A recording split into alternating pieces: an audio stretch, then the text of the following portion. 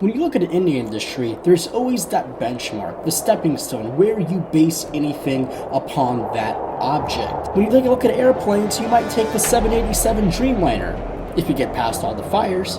But in terms of cars, you have to take a look at this thing, the complete and absolute monster, the GTR. Calling the GTR an animal does not do it justice. This thing is a complete, insane, definitely a madman. This is a complete monster. Everything about this car is set up for speed, set up for cornering, set up to make you want to cry. This thing is an absolute piece of motoring perfection. If you were going to send the GTR to school with all the other supercars, it would bully them. It would push them around. Sure, it's still a Nissan, but you know what? 911 Turbo S, you're gone. Audi R8 V10, you are nothing compared to this. This does 0 to 60 faster than all those cars. It's only 0.2 seconds slower than the Bugatti Veyron, the $1 million Bugatti Veyron. When you take a look at things, it's not hard to see why this thing is so fast. It sits low with a big body style and 4 push chutes thickening your face. If you ever played in your racing game, you have driven this car. This is the car that mixes video game and reality into one. Well, that's after you move on from the 545 horsepower engine propelling you. Nissan's 3.8-liter twin-turbocharged V6. The engines are handmade in a hermetically sealed room so the engine components don't microscopically expand. This means no two GTRs are exactly the same. Each one is just a little bit different. And you really don't see this level of craftsmanship anywhere else. And the gearbox is actually mounted in the back for better weight distribution. All of it, the transmission, the engine, translates to a 0 to 60 time in 2.7 seconds. That's only 0.2 seconds slower to 60 than the original Bugatti Veyron. And it's only a Nissan. Are they crazy? Well, let's find out. Four-wheel drive cars are notoriously hard to get off the line, but the GTR is so smart that it gets off that perfect start every single time. To get launch control in a GTR, all you gotta do is put everything in race mode. So we'll put the traction control in race mode, suspension in race mode, and that one down.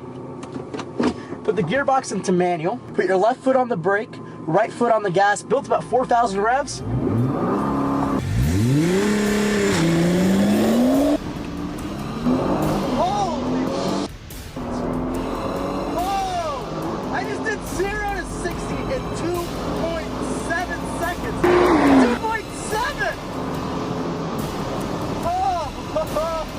I gotta do that again. Now, GTR can achieve 60 in such a small number because of two things. One, the engine, because it's a nuclear bomb. And secondly, is because of that amazing transmission in the back. This actually has a dual clutch, oil-bathed wet clutch.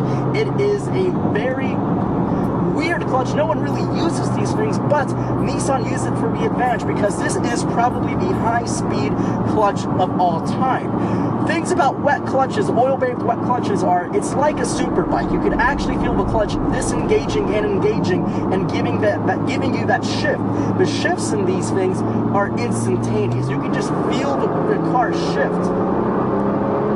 And that's impressive for a car that has 4 seats. A big trunk. But it's even more surprising when you think this car was even set up for straight line speed. It was set up to mash your brains in the corners. The GTR is built on hydraulic rigs replicating the weight of the car before we put it on suspension so everything is bang on.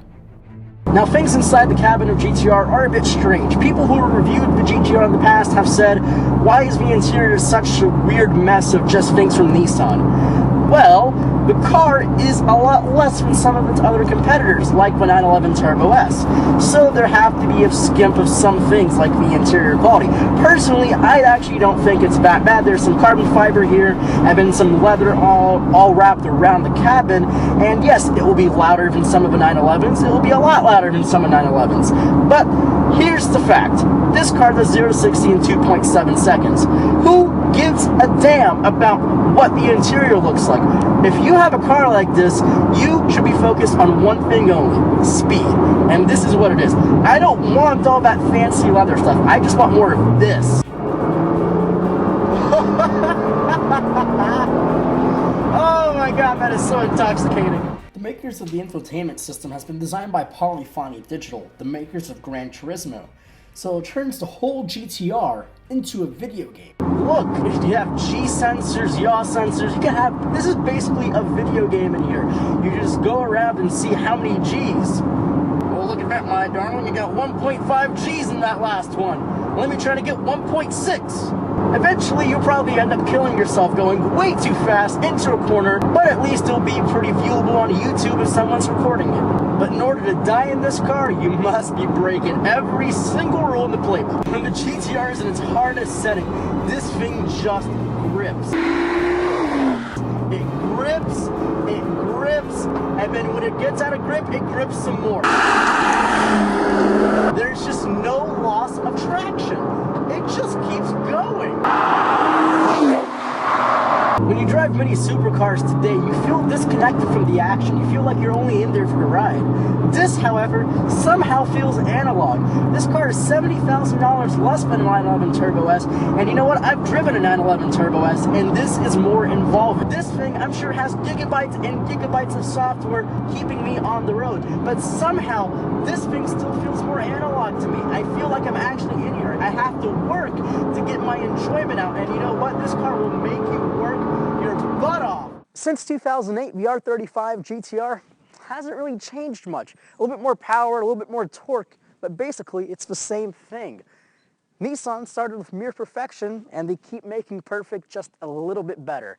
And this, ladies and gentlemen, is what we have today. We are told that the GTR is a masterclass of what's technically possible today. Maybe in the future we will see something for this big of a bargain, but a car that costs $100,000 that goes like a car that costs 3 times as much. It's not only the bargain of the decade, it's the bargain of the century. Driving one of these for a week has been eye-opening. It's changed my perspective on any other supercar in the world. It has opened my eyes to see what one sensible car company like Nissan can really do, see what they're capable of. As we're shown with each implement of the R35 GTR, Nissan means business. And with the state of my face and how big my smile is, it really has worked.